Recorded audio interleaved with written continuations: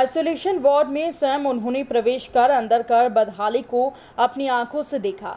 Corona virus ward से बाहर निकलने के बाद पप्पू यादव जमकर सरकार की बदहाल व्यवस्था पर बरसे। उन्होंने कहा कि सरकार मुर्दों का सौदागर बन चुका है। रोज बिहार में सैकड़ों लोगों की दवा और ऑक्सीजन की कमी से मौत हो रही है। उन्होंने कहा कि सरकार अगर हालात काबू में नहीं आ रहे हैं तो हमें इसका जिम्मा दे दें। हम पूरे बिहार में दवा और जीवन उपयोगी कोरोना से संबंधित इंजेक्शन पीड़ित लोगों तक पहुंचाएंगे। उन्होंने कहा कि मगध का इकलौता मेडिकल कॉलेज और अस्पताल की हालत देखकर रोंगटे खड़े हो जाते हैं।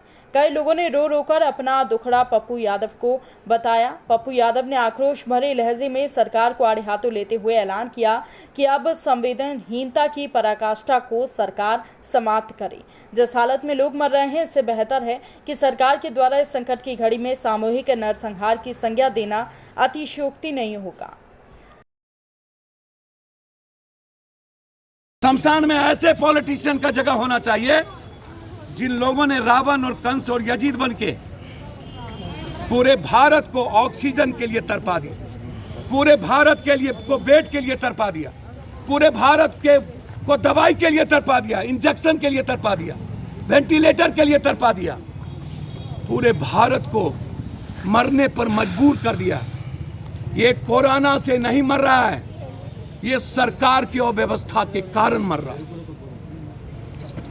डॉक्टर के लूटने के कारण बन रहा है, डॉक्टर के निगलेंसी से मर रहा है, ये सरकार की दिलचस्पी नहीं लेने के चलते मर रहा है। प्राइवेट नर्सिंग होम मौत का सौदागर बना हुआ है, इस पर बैन करना चाहिए, सरकार को टेक ओवर करना चाहिए जब तक ये कोरोना वायरस है, और एक टास्क फोर्स का गठन करना चाहिए। किसकी कहां जरूरत है, किसको वेंटिलेटर की जरूरत है, और दवाई पप्पू यादव देने को तैयार है। सरकार अपनी दवाई बंद करे, कंप्लीट बाजार जा रहा है और उसको बेचा जा रहा है। मैं दवाई देने को तैयार हूं, सरकार फ्री करे, सिर्फ इतना काम करे सरकार।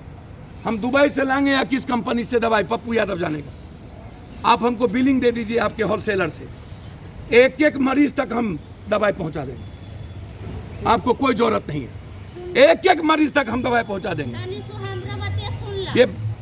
ये परिस्थितियां इसीलिए कोलैप्स कर चुका है। मैं बहुत क्लियर हूं कि सारा जितने लोगों को टेंडर मिला है सफाई कर्मचारी जिनों का, उस पर एफआईआर लॉन्च होना चाहिए। इस नरसंहार के जिम्मेदार कौन है? नेता, सिस्टम और मेडिकल कॉलेज के सिस्टम, तीनों की इंक्वायरी जांच होनी चाहिए। और हाई कोर्ट से मैं आग्रह करूंगा, सुप्रीम कोर्ट से, यदि रात के 12 बजे अर्नब गोस्वामी की सुनवाई हो सकती है तो मैं हाथ जोड़ के आग्रह करूंगा, इन सिस्टम, इन पदाधिकारी, इन प्राइवेट नर्सिंग होम और इन नेताओं की मिली भगत की भी सुनवाई हो। ऑक्सीजन का ब्लैक मार्केटिंग कैसे हुआ, दवाई आउट ऑफ ब्लैक मार्केटिंग कैसे है, दवाई के बगैर लोग मर कैसे रहे हैं, और मौत की संख्या क्यों छुपाई जा रही है, जबकि बिहार में सिर्फ 300 से 500 मौत डेली है, भारत में 50,000 मौत डेली होती है और उसको 5,000 7,000 पर सिमट दिया जाता। ये गलत है।